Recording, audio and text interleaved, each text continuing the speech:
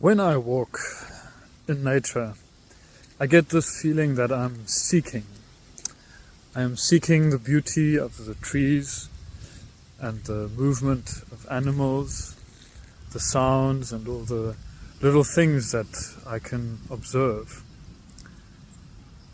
But Nietzsche tells us if we want to seek the truth, or the way of finding the truth is climbing and stopping and falling down rough edges, being unpredictable and like going through mud and all of these ugly bits and pieces of a hiking trail that we might walk on.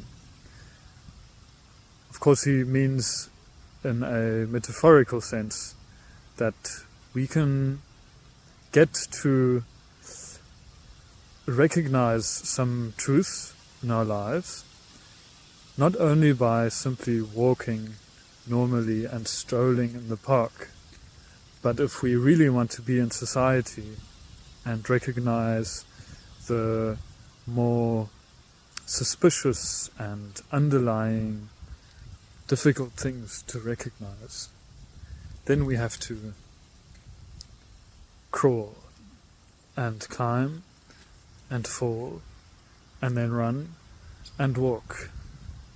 Because in society, or when people are around with different personalities and different traits, different energies that you can sense, then it's a rough terrain that you're probably walking on. It's an environment where you have to be quite aware of what's around you, because it can happen very easily that in any kind of group, even in the church and in business settings and wherever you might find yourself, there's someone who is bringing in negative energy, or someone who's bringing positive energy.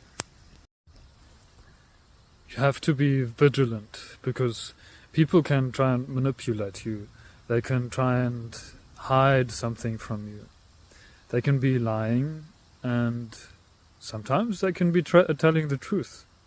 But to get to that ability, or to that place where you can actually clearly think about these things and clearly see what's happening in groups, you have to have some kind of way, or you have to have had a journey on which you crawled and climbed and walked and ran and fell and stumbled a little bit.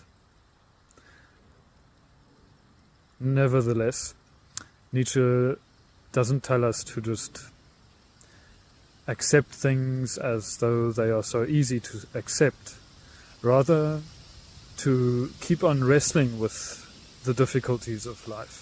Keep on wrestling with that person who seems to be making your world a very difficult place.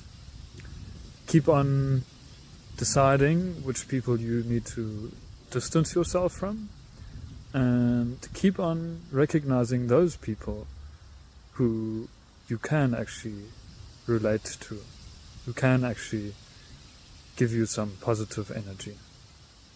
That's how I've read Nietzsche's work so far. But I mean it also in a very real sense, that in some of the contexts where I've worked, I really didn't like some of the people who were manipulative and definitely narcissistic. And it's not that easy to know how to deal with these kind of people. Nietzsche helped me understand it a little bit more. Like that you can't just remove yourself from situations. You can't always distance yourself or detach yourself, like we might hear in some Stoic philosophies.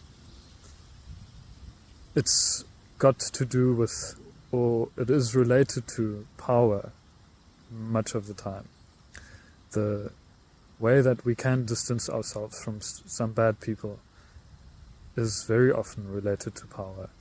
And as a final thought, I would say a great example of something like this happening is the story of the Joker. In the movie The Batman or the movie The Joker, you can see how there's this evil, chaotic person who's bringing other people this chaos, or bringing chaos to these other people. And you don't know exactly how to stop this person, because he is actually becoming so powerful, and has been so powerful, this psychopath, that you can't just play neat little sweet tricks. You actually have to use some other resources. And Nietzsche, I think, can help in recognizing the power games and the power structures that we have to climb our way through.